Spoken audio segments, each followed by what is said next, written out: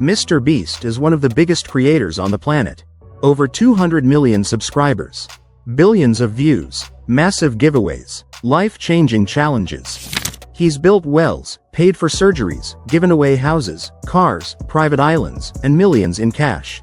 To millions, he represents digital age generosity, proof the internet can do more than entertain, that viral videos can actually change real lives. But recently, the conversation has shifted. Headlines question him, critics are louder. Social media debates are non-stop. Every upload is analyzed, every decision is dissected.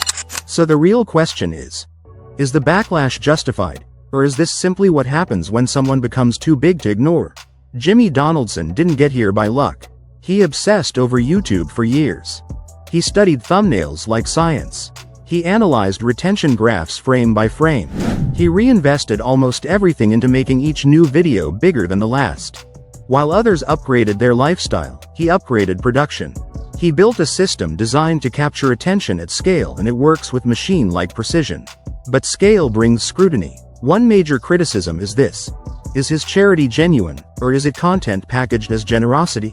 When he pays for surgeries or builds wells, critics argue suffering becomes part of the entertainment formula.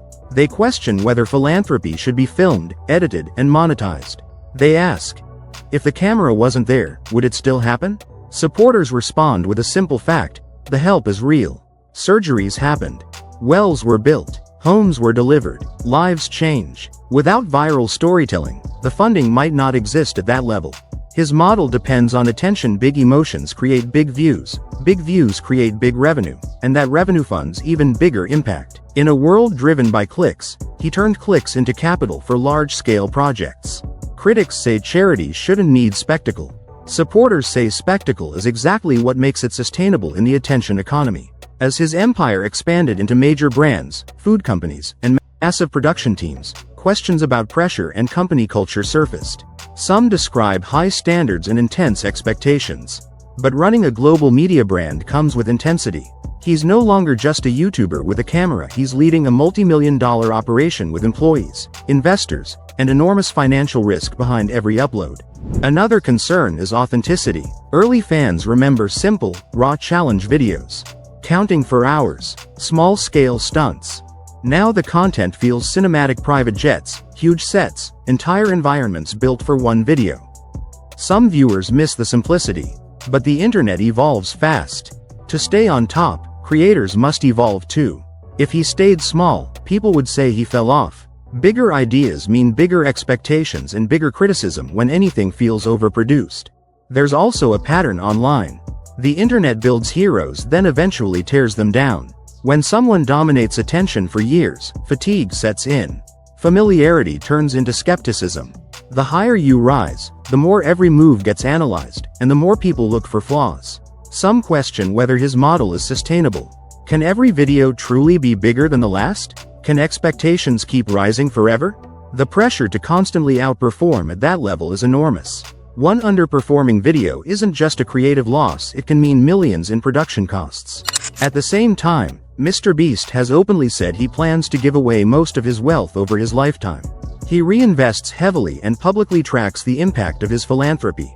That transparency builds trust with millions of supporters who see measurable results, not just promises. So is the backlash justified? It depends on how you define responsibility in the age of influence. Is filming charity exploitation or a modern strategy to scale impact? Is becoming corporate losing authenticity, or simply the natural evolution of success? The truth likely sits somewhere in the middle. MrBeast didn't invent the algorithm.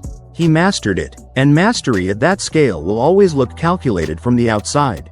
But what's undeniable is this: he changed YouTube's blueprint. He proved creators can operate like CEOs.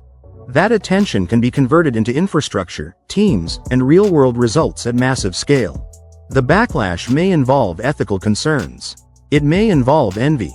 Or it may simply be the unavoidable cost of staying number one for too long in a culture that constantly searches for the next controversy. Maybe the bigger lesson is this: in the digital age, the higher you rise, the harder it becomes to stay universally loved. The same spotlight that amplifies generosity also magnifies controversy. Visibility is power, but it's also pressure. MrBeast isn't perfect. No creator operating at that level is.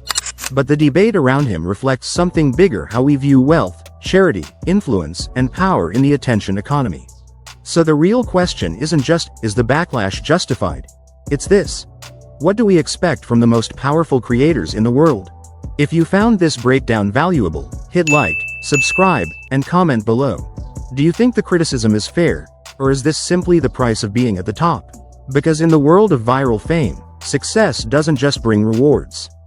It also brings resistance.